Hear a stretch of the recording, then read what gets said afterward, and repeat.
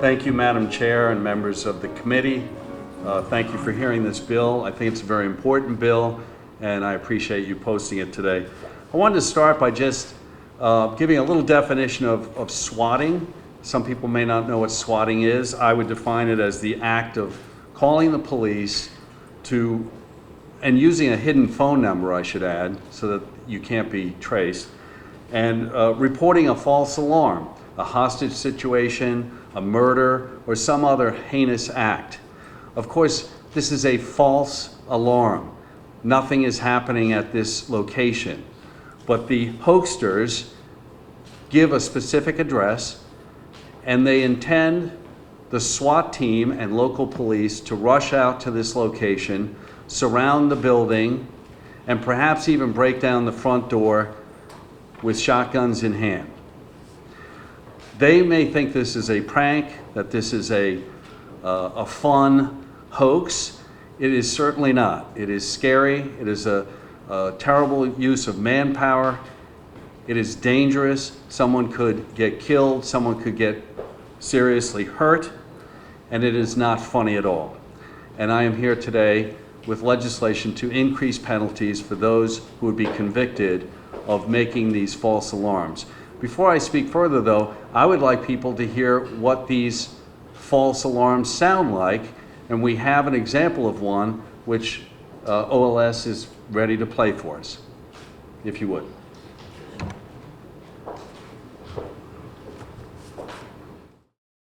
Police communications. I just shot my dad.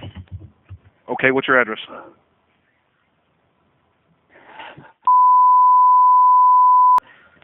What is it? I used a 12-gauge shotgun. What is it?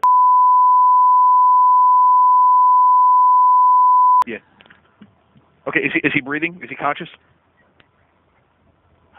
I don't know. I shot him in the side. I have a caller on the line stating he just shot his father with a 12-gauge shotgun. Sir. I'll shoot any cop. I'll shoot any cop. Tell him to stay away. Tell him to stay away. I swear to God, I'll shoot any police officer.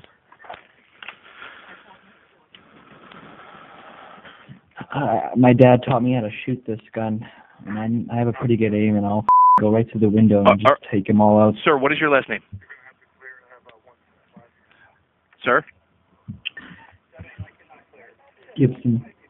Okay, Gibson. What, Mr. Gibson, what's your first name? Doesn't matter. All right, sir. Sir, is your father breathing or conscious? I think so. I tied him up immediately, along with my mother and my sister. All right, how old is your sister, sir? 5. All right, sir. Why are you doing this today? Good. Huh? It doesn't matter. It's none of your business. Off. I'll kill them both all right now. Sir, don't do that, okay? Don't do that. We're going to try and get you help, okay? No help for me right now. I'll kill my help. You hear me? I'll kill the help.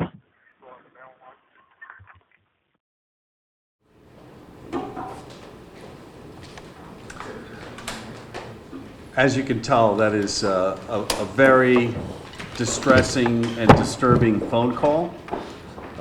That is not, in my opinion, a prank. That is not a teenager calling in some prank phone call with giggling in the background. As you heard, that is a very sick, demented human being calling in a very distressing and disturbing phone call. And that phone call was called in, and the police were sent to my address. That was the swatting call that led to police coming to my house on a Saturday afternoon. I had no idea what was going on outside my house. I get a phone call from police dispatch, and they asked me, is everything okay at your house? And I said, yes, why? And they said, because we have a report of a shooting at your house. I said, well, there's been no shooting at my house. And they said, well, we need you to go to the front door, and we're going to need you to come out front where we can see your hands to make sure that this is not a real phone call. And so I went to the front of my house and looked out, and the street in front of my house was closed. Police cars were out there, and there were about a dozen police officers holding rifles in SWAT gear waiting for me when I came out. Now, I was fortunate. I answered the phone. They ascertained everything was okay. I came outside. Other than the shock that I had upon coming outside and seeing this, I was fine. But there have been many other people throughout New Jersey and throughout this country that have had the SWAT teams come and ascertain that they needed to go in right away, broke down the front door and went in, guns aimed at people who were innocent, who had done nothing. This is not just some common funny prank. This is disturbing, it's sick. Someone is going to get killed or seriously injured. And today, I'm asking you to vote on this bill that would change this type of public hoax from a third-degree crime to a second-degree crime and increase the penalties. Because I believe as long as this is a third-degree crime, a first offender might get probation for this type of activity. And I think someone that would do such a sick thing should do some jail time. And so that's the essence of this legislation. We've had this happen in our state, up north, down south, at businesses, at schools, and at homes like mine. And we need to send a clear message that when we find you, you will go to jail. In the case of the swatting incident that occurred at my residence, when I came out and talked to the police, I asked the chief who was there, you know, who's covering the rest of the town? It looks like everyone's out here. And he said, yes, in fact, every officer that we have is here. There's no one covering the rest of the town. So this is very dangerous. It is a massive waste of manpower. Also in this legislation, the offenders, if found guilty, would have to pay restitution for what it cost to send the SWAT team out to that location. They would also face a fine. And the other thing that is in this legislation, that it would create a reporting mechanism so there could be a database of all of these incidents, so law enforcement could share information in one place and we could find out what's going on here. Because I think one of the things that we're not getting is these types of recordings that we heard today. In my mind, that there should be a sharing of these. We might find some common patterns. We might recognize voices. Based on the nature of the call, there's obviously going to be a tiered response.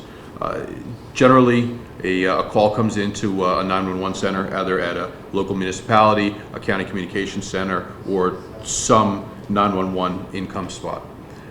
Based on that nature, the local agency will make a determination how to respond.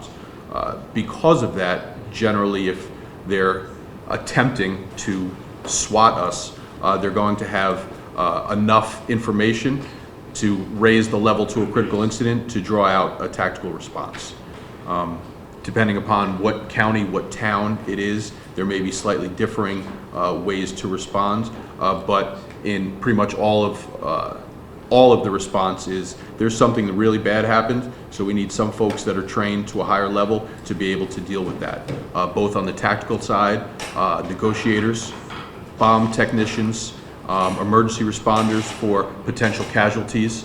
So when you bring it all together, what seems like a pretty small incident from a singular call can have a cascading effect. We can't go into any of these responses thinking that it's a hoax. So the response is as it's the real deal.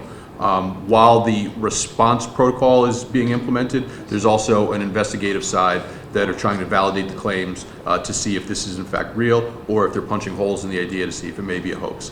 Still, until we can positively confirm that it is in fact a hoax, our response has to be that there is the potential for a real issue. We're pretty fortunate in Union County. We don't have a need for a full-time team, so each of our team members, it's collateral duty. So we're on call essentially all the time. And then whenever that call comes out, we can't put it out to the first 8 people, because we don't know who's on shift, who's off shift, who may be on shift that would normally respond, but is at a call that they can't respond to or respond from. So we have to put a general page out. That means that 25 team members and then support staff are all starting to move to this incident. And I don't know what the mean police salary is or hourly wage is, but if you're multiplying that times that amount of officers times 4, 5, 6 hours, depending upon what it is, because even once it's de-escalated, that's not the end part. That's the end part that the public sees. But these officers still have to get themselves back to their host agency or back to their central location, put all their gear away in such a manner that they're ready, that if 20 minutes later there really is a response, they're able to respond that quickly again. So simply because it's de-escalated at the point of origin doesn't mean that the officers are off the clock at that point. And that's obviously a concern from 2 standpoints. Worrying about diversionary tactics that they may be calling police or emergency response or specific elements therein, the tactical response to a certain area to commit something somewhere else, or probative, just to see what time, style, and type of response that would be elicited.